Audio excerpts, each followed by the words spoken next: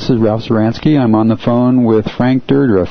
He's one of the top internet web designers and also does a lot of work with Alex Mandossian. In the Ask campaign, he was one of the programmers that spent thousands of hours creating that marvelous program that uses Socratic method to find out what it is that customers actually want.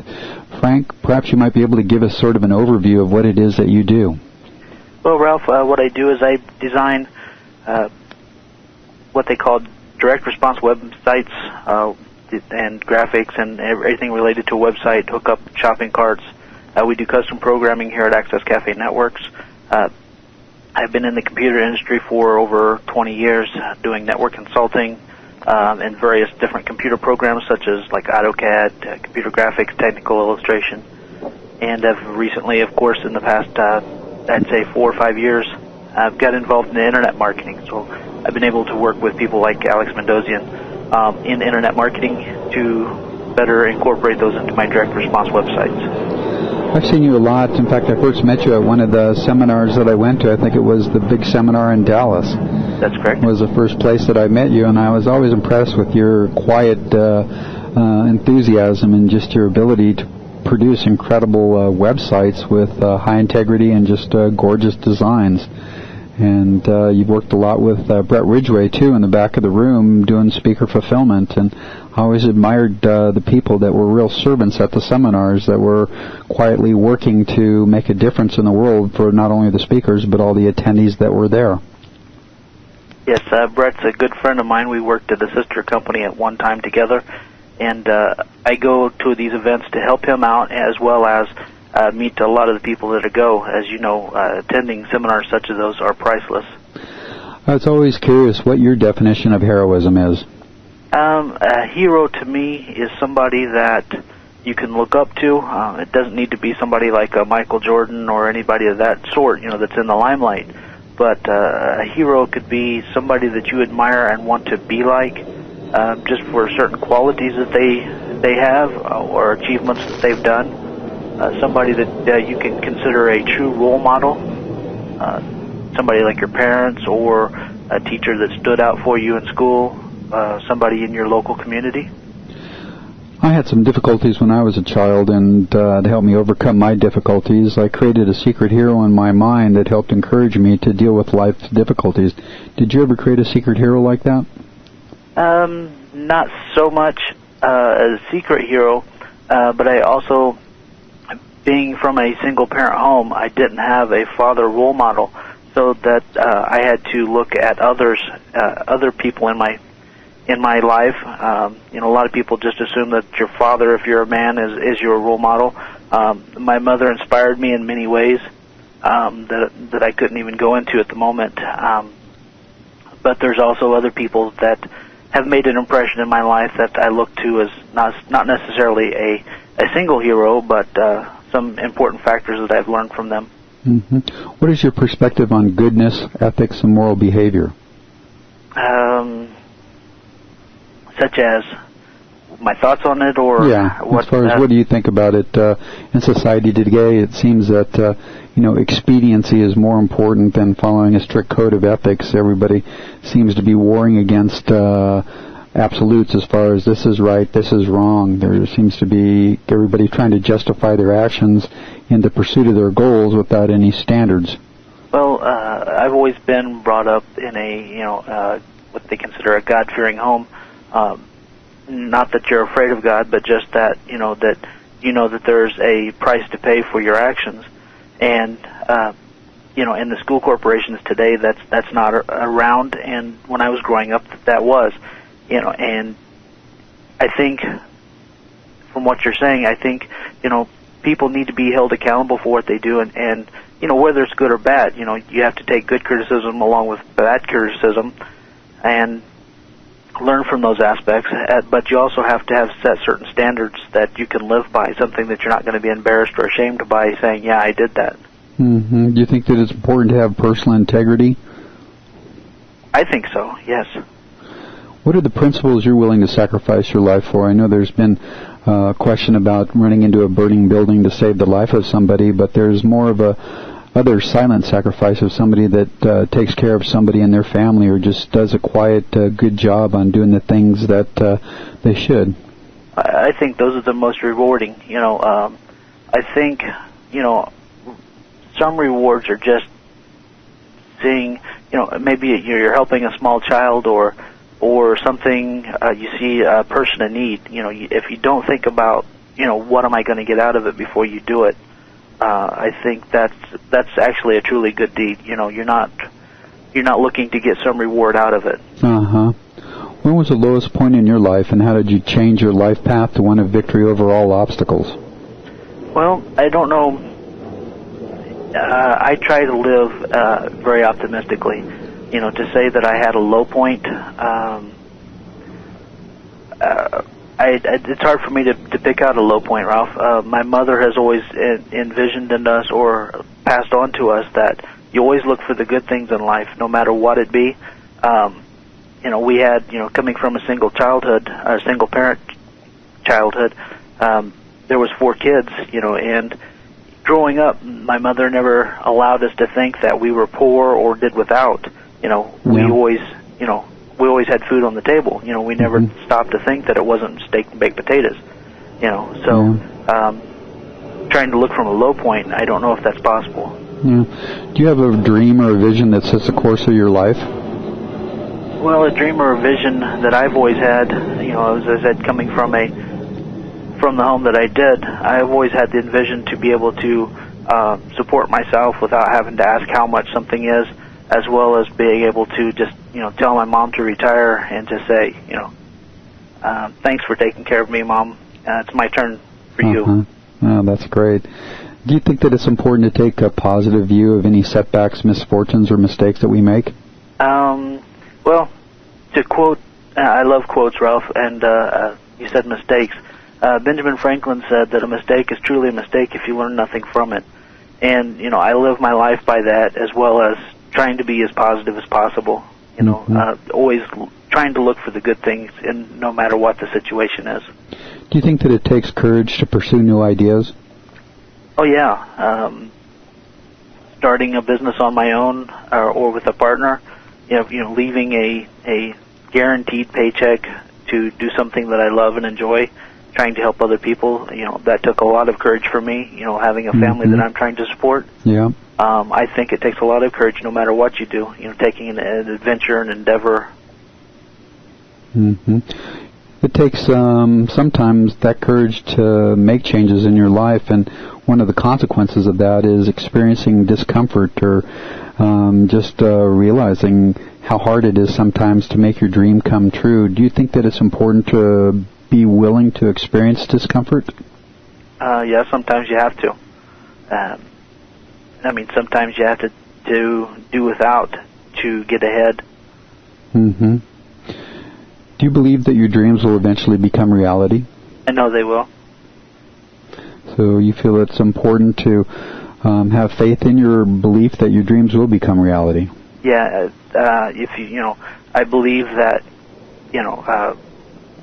several of the books that we've read, growing up or in the past, what's the one, the mastermind, can't even think of the guy's name at the moment. If you... Think and Grow Rich? Drink and Grow Rich, the Millionaire Mindset, stuff like that. I think you have to envision it. I think you have to believe it to achieve it. Everybody has doubts and fears in their lives. How do you overcome your doubts and fears?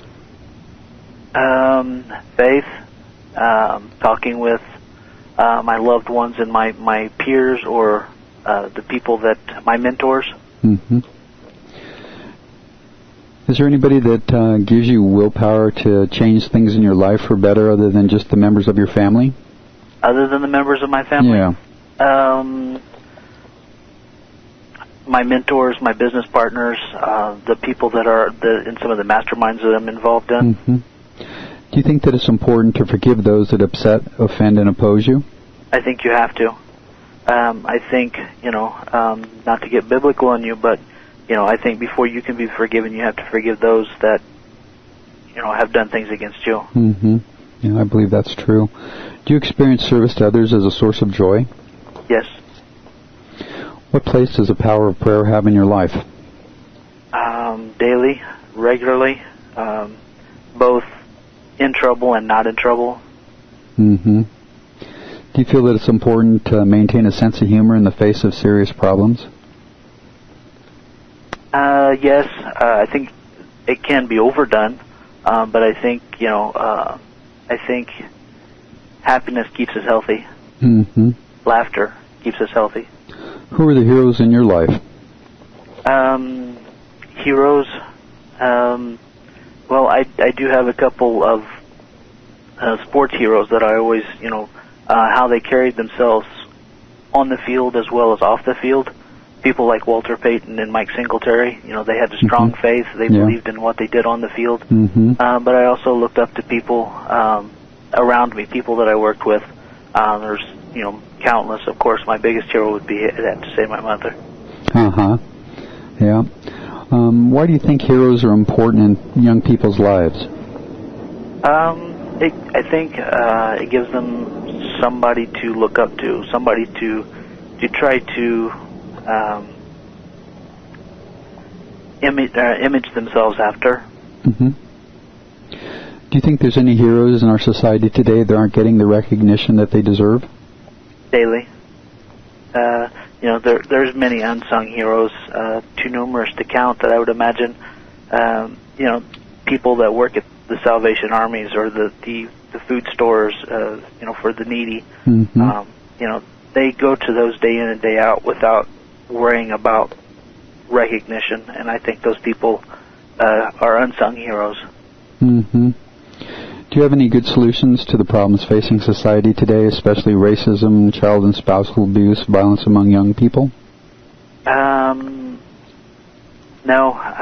The solutions, education needs to be done. I think people are still, I don't think people understand how bad some of the things are with spousal abuse. I know that there's different agencies that help, and I'd say spousal abuse goes both ways. Yeah. There's many of kids in the countries. I've worked with some volunteer agencies for youth groups where we see kids that get locked out of their homes, not come home till after dark, and they're left to fend for themselves for food wise, so they have to go to food shelters or do without. Mm-hmm. And I think people just need to be educated better about what's out there so that more people could help. Mm-hmm. If you had 3 wishes for your life in the world that would instantly come true, what would they be? 3 wishes for my life would be that I could be a better, maybe not a better, but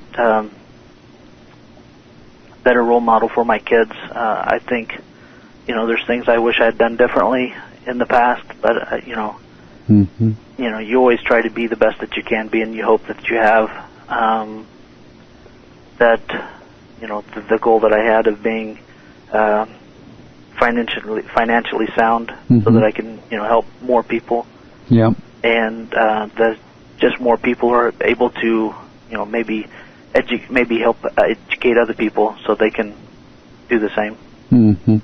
Well, what do you think about the In Search of Heroes program and its impact on the youth, parents, and business people? You were one of the first people to offer to help with logos and just web creation, and I really appreciate your help on that. What do you think about the program in general? I think it's a great program, and I don't know if overwhelmed, but I'm surprised how many people have put forth an effort to try to help you out. Yeah, that's pretty amazing, isn't it? People that that are very, very busy and that's taken the time to step aside and take a few minutes to help you out, or give of their abilities. Mm-hmm. And of course, all the time and effort that you're putting into it, the countless hours and the interviews and the preparations and the mind mapping and everything that you've got into it, I think is overwhelming. Yeah, it's really a lot of work, that's for sure. But, making the world a better place is something that, God's put on my heart to do, and no matter what, I'm going to do it. What do you think of the things parents can do that will help their children realize that they too can be heroes and make a positive impact on the lives of others? communicate. I think if they communicate that, that they communicate that sometimes that the goodness that they do is the only goodness that some people see, and that you need to live your life, like somebody's watching you, not regardless of, just flat out, fly by the seat of your pants, don't care what happens. Yeah. And I think more parents need to communicate with their kids on a daily basis, just to find out what they're going through. Schools are different than what they were when we were growing up, and sometimes kids are afraid or embarrassed to even speak about that with their parents. Yeah. But I think as parents we need to communicate, ask questions, not just be told. Yeah, I agree. Well, Frank, I know how busy you are, and I really appreciate you taking your time to do this interview. And is there any parting thought that you want to share with the young people? Well, Ralph, I just wanted to thank you for allowing me to be a part of this, and I hope that any of the children that listen to this, whether no matter the age, from 2 to 20, whatever, or even the adults that listen, there's still a kid in each of us. Yeah. I just hope that they take the time to ask when they need help. Yeah, well, I really appreciate your sound advice, and just look at you as a person that produces excellence and do it in a quiet, unassuming way. To me, you're sort of the epitome of what heroism is all about. I appreciate that, Ralph. Thanks again, Frank. Thank you, Ralph.